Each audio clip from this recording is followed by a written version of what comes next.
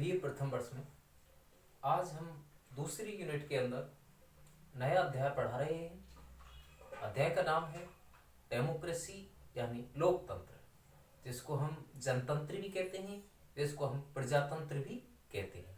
उसी लोकतंत्र के बारे में हम बात कर रहे हैं जिस लोकतंत्र के लिए अरस्तु नाम का जो व्यक्ति रहा है, जिसे हम राजनीति विज्ञान का जनक मानते हैं, अरस्तु ने जिस लोकतंत्र को एक भीड़तंत्र के रूप में माना और उसकी निंदा की और उसको सबसे निकृष्टतम शासन ठहराया था, उसी लोकतंत्र के लिए आज हम विचार करेंगे कि लोकतंत्र आज विश्व की सबसे श्रेष्ठ शासन व्यवस्था में गिनती होती है। लोकतंत्र, जिसको हम अंग्रेजी में डेमोक्रेसी कहते हैं, इस लोकतंत्र के लिए सबसे बड़ी बात यह है कि यह जनता का शासन होता है। इसमें दो शब्द हैं डेमोक्रेसी के अंदर, एक तो है डेमोस और एक है क्रेसिया।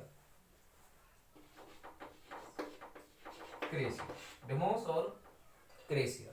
डेमोस का अर्थ होता है लोक यानी जनता। क्या होता है? लोक, जनता होता है। और क्रेसिया का अर्थ होता है तंत्र यानी शासन का तंत्र एक तरीका से। तो लोकतंत्र का शाब्दिक अर्थ यदि हम देखें, शाब्दिक दृष्टि से अर्थ हम देखें, तो इसका अर्थ होता है जनता का शासन, जनता का तंत्र। तो लोकतंत्र अंग्रेजी में डेमोक्रेसी कहलाता है। इसकी उत्पत्ति एक यूनानी भाषा का शब्द है ग्रीस भाषा, जैसे हम यूनानी भाषा भी कहते हैं, ग्रीस भाषा के शब्द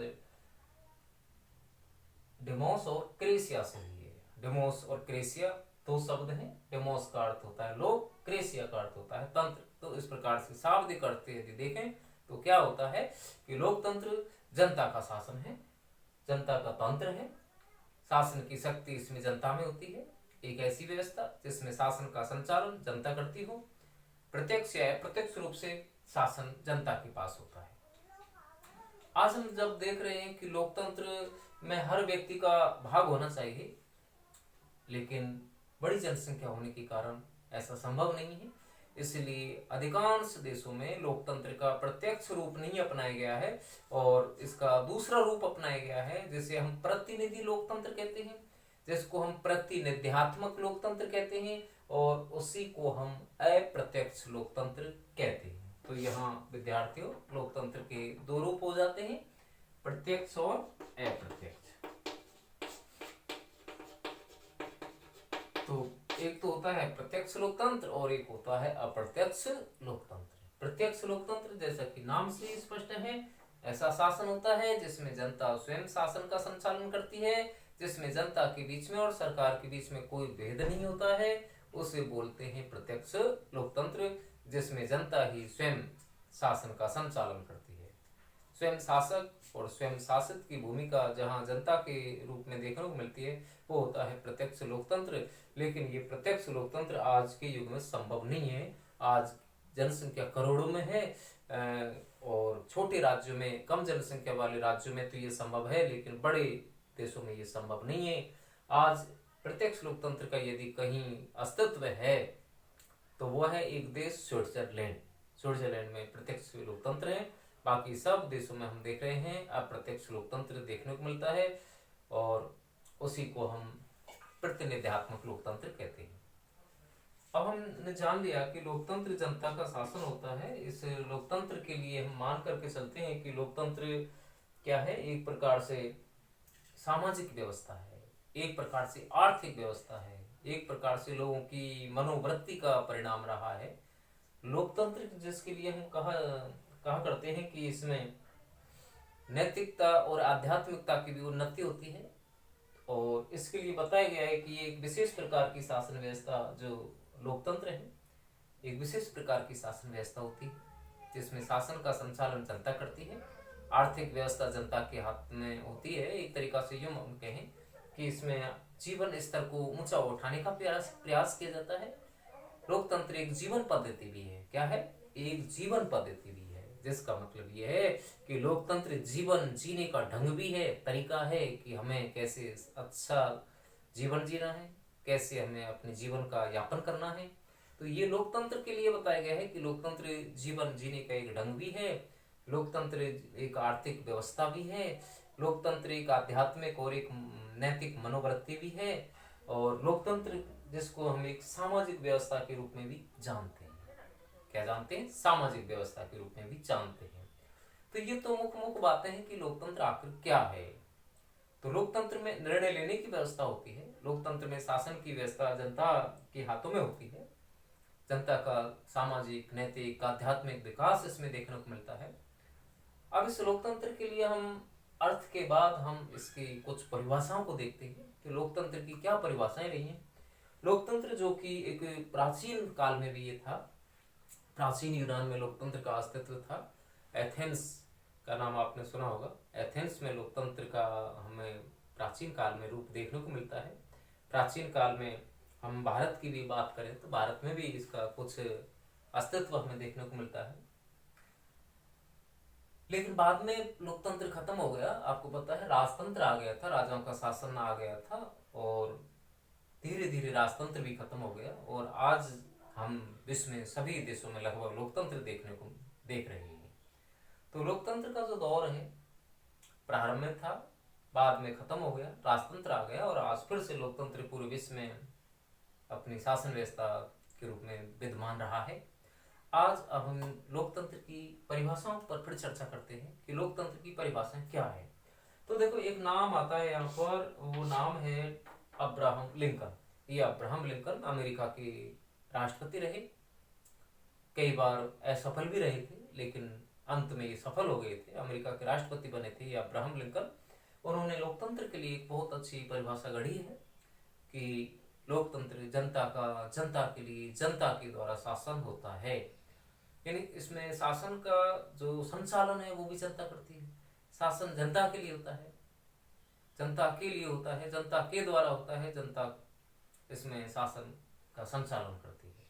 democracy is the people, for the people, by the people, ये अब्राहम लिंकन के द्वारा दी गई परिभाषा है। अब हम बात करते हैं कि और नाम आता है इसमें डायसी। डायसी ने इसकी परिभाषा में क्या लिखा है कि लोकतंत्र शासन का एक ऐसा रूप है जिसमें हर व्यक्ति भाग लेता है। लोकतंत्रात्मक शासन के बारे में एक परिभाषा दी है कि लोकतंत्र शासन का एक ऐसा रूप है जिसमें प्रत्येक व्यक्ति या हर व्यक्ति शासन में भाग लेता है, अपनी भागीदारी निभाता है, वो है लोकतंत्र।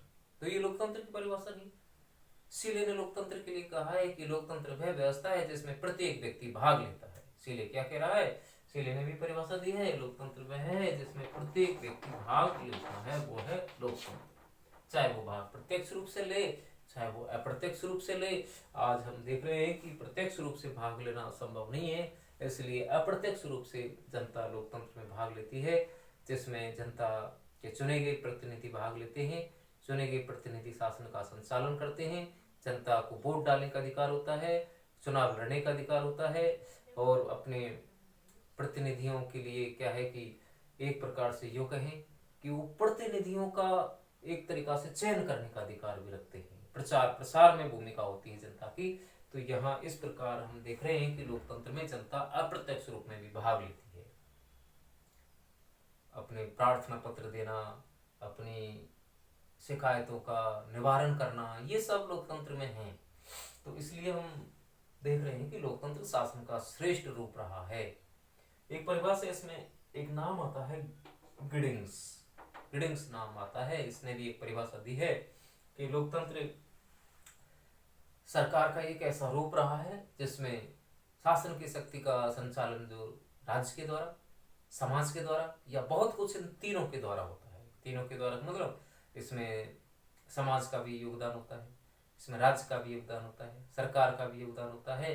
तो लोकतंत्र इन तीनों का मिश्रण मान लिया है। गिडिंग्स ने अपनी परिभाषा में कहा है कि लोकतंत्र शासन का वह रूप है जिसमें शासन सरकार के रूप में होता है, बहुत कुछ राज्य और समाज के रूप में होता है, या इन तीनों के रूप में देखने को मिलता है, वह है लोकतंत्र। तो लोकतंत्र के लिए हमने बात करी कि लोकतंत्र शासन का रूप रहा है, शासन का एक ऐसा रूप रहा है जिसमें जनता सर्वोपरि होती है, जनता के लिए शासन होता है, जनता के लिए व्यवस्थाएं बनाई जाती हैं, नियम कानून जनता के लिए होते हैं।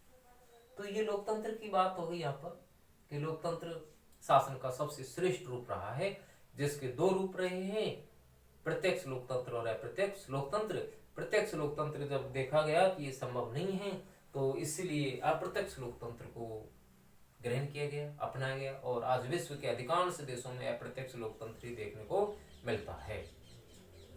अब ये इस लोकतंत्र की कुछ आवश्यक शर्तें देखेंगे कि लोकतंत्र के लिए जनता का शिक्षित होना जरूरी है, जागरूक होना जरूरी है, लोकतंत्र के लिए प्रेस की स्वतंत्रता जरूरी है, लोकतंत्र के लिए स्वतंत्रता का वातावरण जरूरी है, जनमत जुटाना भी जरूरी है लोकतंत्र के लिए, लोकतंत्र के लिए स्वतंत्र न्यायपालिका भी जरूरी है, लोकतंत्र के लिए एक स्वतंत्र संविधान का होना जरूरी है, देश का स्वतंत्र होना भी जरूरी है।